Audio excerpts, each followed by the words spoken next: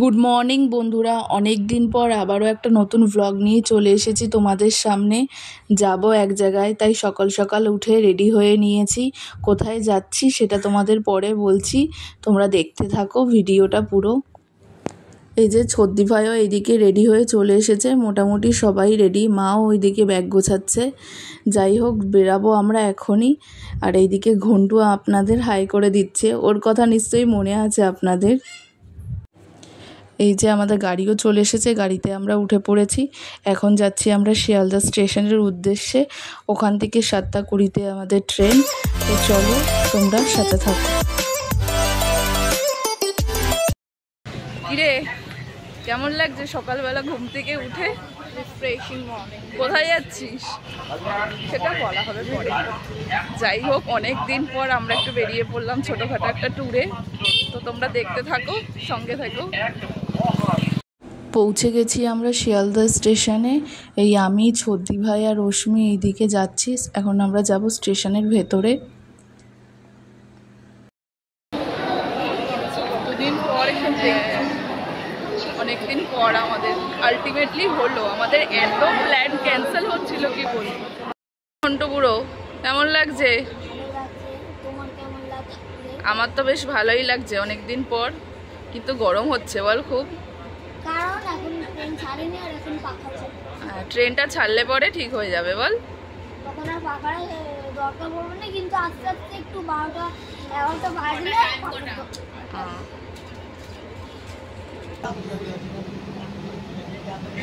কিরে, কি হয়েছে তোর? কি হয়েছে?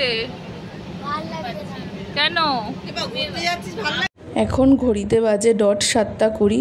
শিয়ালদা থেকে আমাদের ট্রেনটি ছাড়লো গন্তব্যস্থলের উদ্দেশ্যে। তো চলুন, এই প্রাকৃতিক সুন্দর মনোরম পরিবেশ দেখতে দেখতে আমরা ঠিক পৌঁছে যাব আমাদের গন্তব্যস্থলে। হ্যাঁ, আর আপনাদের সাসপেন্সে রাখছি না, কোথায় যাচ্ছি আপনাদের জানিয়েই দিচ্ছি। আমরা যাচ্ছি পরিবারের সকলে মিলে তারাপীঠে মায়ের কাছে পুজো দিতে। আসলে আমাদের এই প্ল্যানিংটা অনেক দিন ধরেই হয়েছিল, কোনো কারণবশত, কিছু না কিছু কারণবশত আমাদের বাধা পড়ে যাচ্ছিল, হয়ে উঠছিল না যাওয়া। আসলে বাংলায় একটা কথা আছে না, ওই যে মা আপনাকে যতক্ষণ না ডাকবে আপনি ততক্ষণ মায়ের কাছে যেতে পারবেন না।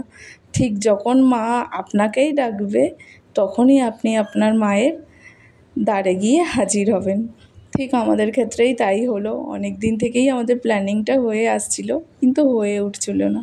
তো চলুন মায়ের কাছে যাওয়া যাক। এখন আমরা ফ্যামিলির সবাই মিলে আড্ডা দিচ্ছি, ঠিক আড্ডা দিতে দিতে পৌঁছে যাব। তো চলুন আপনারাও দেখতে থাকুন আমাদের আড্ডা, আপনাদের কেমন লাগে।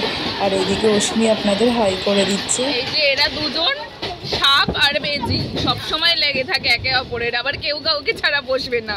এত জায়গা থাকতে ঠিক দুজন দুজনের পাশাপাশিই বসেছে, সব সময় একে অপরের পেছনে লেগে থাকে। দিদা নাতনি না, তো পুরো মানে আপনারা যদি দেখেন পুরো ভিডিওটা তাহলে। একটু একটু খিদেও পাচ্ছে। এই দিদিভাই বিস্কিট নিয়ে এসছে, আমরা এখন সবাই মিলে একটু বিস্কুটই খেয়ে নিচ্ছি। তারপরে ভারী খাবার যা আছে খাওয়া যাবে। বাড়ি থেকেই খাবার টাবার নিয়ে আসা হয়েছে, ওই পাউরুটি, কলা, এই সমস্ত বোঁদে এই খাওয়া সকালের দিকে আর কি। তাই তো বেশিক্ষণ তো লাগবে না, দেখতে দেখতে ঠিক পৌঁছে যাব।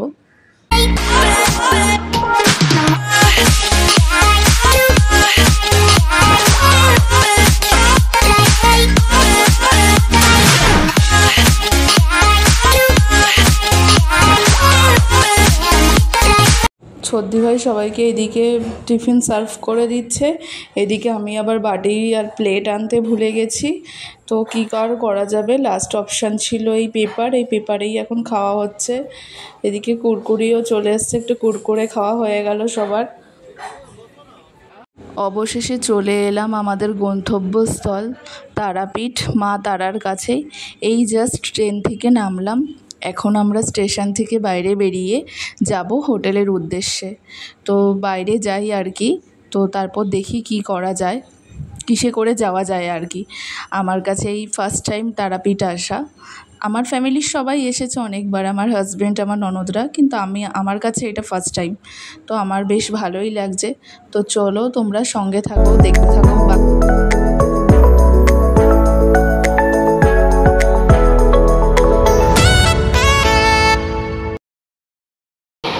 এখন হোটেলে আসলাম, এখন খাওয়া দাওয়া করবো, খেয়ে দিয়ে তারপরে যাবো পুজো দিতে। তো ফ্রেশ হয়নি, জাস্ট এসেই হোটেলে ঢুকে একটু রেস্ট নিয়েই চলে এসেছি। খাবার চলে এসেছে।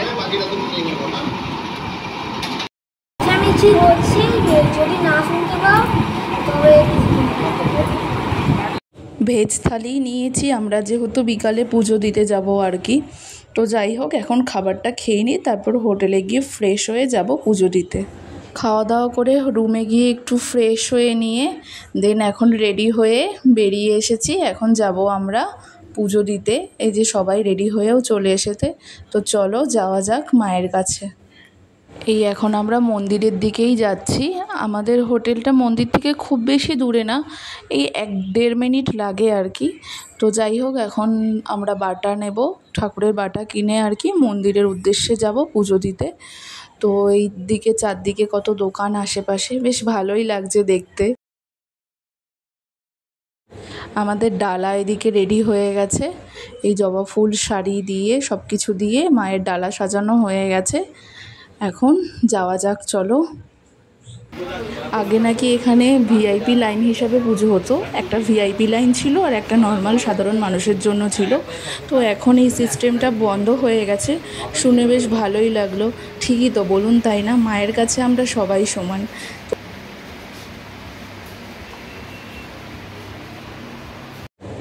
যে আমার বরমশাইও চলে এসেছে আমার সাথে। তো চলো, আমাদের পুজো দেওয়া হয়ে গেছে, খুব সুন্দর ভালো মতো আমরা পুজো দিয়েছি।